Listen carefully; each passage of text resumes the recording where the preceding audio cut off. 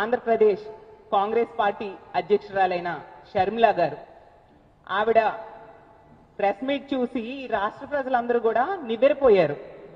ఎందుకంటే ఆవిడ press meet లో మా నాయకుడైన జగన్మోహన్ రెడ్డి గారి మీద అలాగే మా పార్టీ నాయకుల మీద అబండాలు అసత్యాలు అలవోకగా చెప్పేస్తూ ఉన్నారు. 6 నెలలు సావాసం చేస్తే వాళ్ళు వీలవుతారు అంటారు.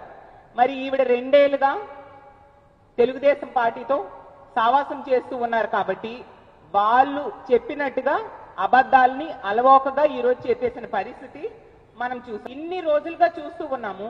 మీరు మాట్లాడకుండా వివేకానంద రెడ్డి గారి హత్య విషయమైనా లేదా ఆస్తుల వ్యవహారమైనా ఏ రోజైనా మా పార్టీ నాయకులు గాని మా నాయకుడు గాని మాట్లాడారా? అసలు ఎంత దారుణం! జగనన్న ఇన్ని మాటలు మీరు అంటూ ఉన్నా ఎంత ఓపికగా ఎంత సహనంగా భరిస్తూ వస్తూ ఉన్నారు. నా చేతులతో పెంచిన ఆడపిల్లలు ఎవరో ట్రాప్ లో పడ్డారు.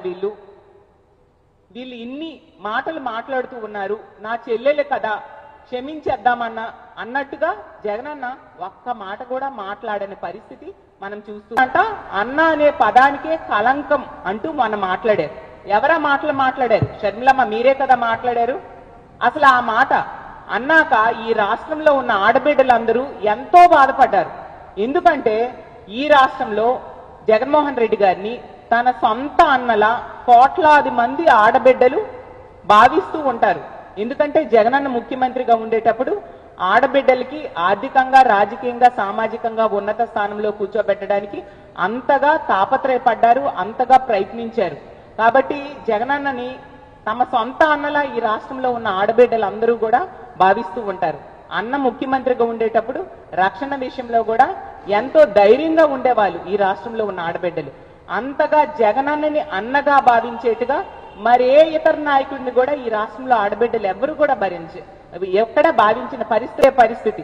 చంద్రబాబు నాయుడు గారి చేతిలో కీలుబొమ్మగా మారిపోయారు. మీరు ఇన్ని చేస్తూ ఉన్నారు కాబట్టే ఇప్పటికైనా రెస్పాండ్ అవ్వాలి, లేకపోతే ప్రజల్ని పక్కదోవ పట్టిస్తూ ఉన్నారు అని చెప్పి మా నాయకులు రెస్పాండ్ అవ్వడం. మన ఆనంద్ రెడ్డి గారి హత్య జరిగి 7 ఏళ్ళు అయ్యింది. ఆ కేసుని ముందుకు వెళ్ళనివ్వకుండా, ట్రయల్కి రానియకుండా, అసూయతో కుట్రలతో ద్వేషాన్ని పెంచుతూ అమాయకుల్ని కేసుల్లో ఇరికించేయడానికి ప్రయత్నిస్తూ ఎన్ని పచ్చి అబద్ధాలు మీరు చెప్పారమ్మా.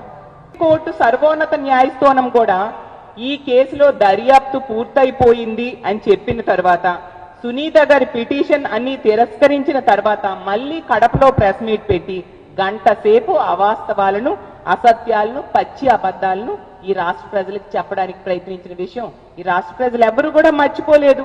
అసలు చంద్రబాబు నాయుడు గారి ఆదేశానుసారం వివేకానంద రెడ్డి గారి హత్యను ఒక రాజకీయ ఎజెండాగా మార్చి ప్రజల్ని పక్కదోవ పట్టించడానికి మీరు ప్రయత్నించిన విషయం రాష్ట్ర ప్రజలకు తెలియదనుకున్నారా? షర్మిలమ్మ నేను అడుగుతూ ఉన్నాను. మీరు చెప్పినవన్నీ అబద్ధాలనే విషయం రాష్ట్ర ప్రజలందరికీ కూడా చాలా స్పష్టంగా అర్థమైపోయిందమ్మా. అసలు అంటే గత ఎన్నికల్లో జగనన్నని దెబ్బతీయడానికి, సొంత మీ తోడబుట్టిన అన్నని దెబ్బతీయడానికి ఎదుటి పార్టీ నాయకుడితో కలిసి ఈ విధంగా చేయడం ఎంతవరకు సమంజసమమ్మా? ఇందులో ఏమైనా న్యాయం